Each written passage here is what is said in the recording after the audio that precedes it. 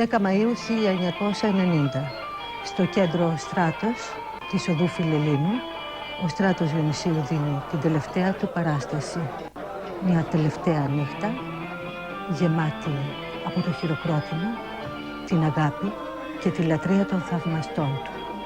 Μια τελευταία νύχτα θριάμβου και δόξας.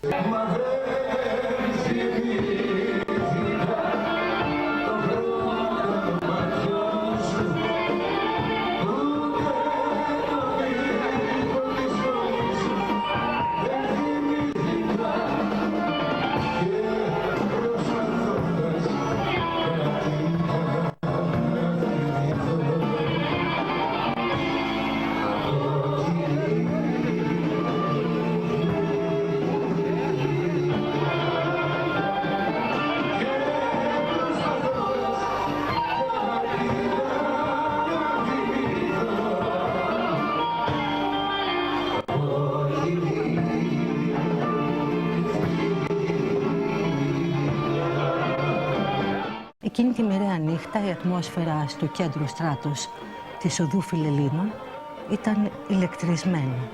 Οι θαμώνες του κέντρου δεν ήξεραν βέβαια ότι είχαν το θλιβερό προνόμιο να θαυμάζουν, να απολαμβάνουν για τελευταία φορά μια μεγάλη φωνή, κάνοντας τα φωνητικά του ταξίμια να μοιάζουν σαν θρήνους, κρατώντας το χάρισμα να γύρει πάθη, χωρίς τρας, λαμέ, εφέ, μπαλέτα και γλάστρες, με μια αίθουσα κατάμεστη να σύεται από κάτω.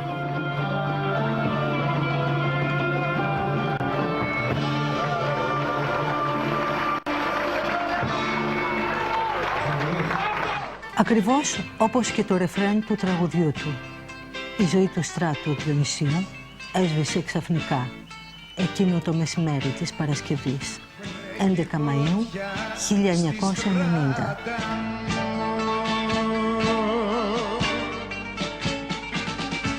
Φωτιά που με έχει κάψει για τα φτωχά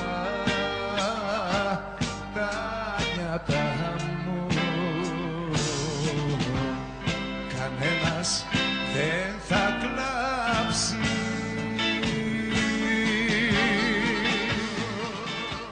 Εκείνη η διαδρομή από τη λεωφόρο Συγκρού μέχρι το νοσοκομείο Ευαγγελισμός ήταν και η μοιραία κούρσα της ζωής του.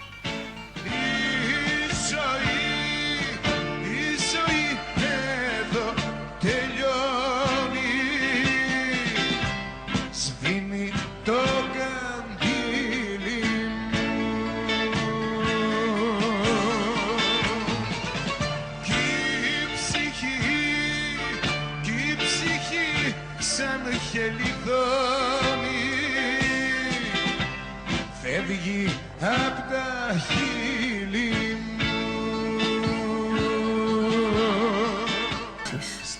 Έξω από το Σύνταγμα, έξω από τη Βουλή των Ελλήνων, ώρα 13 και 15, ο Στράτος ξεψύχησε. Η ζωή εδώ τελειώνει, σβήνει το καντήλι μου κι η ψυχή σαν χελιδόνι φεύγει απ' τα χείλη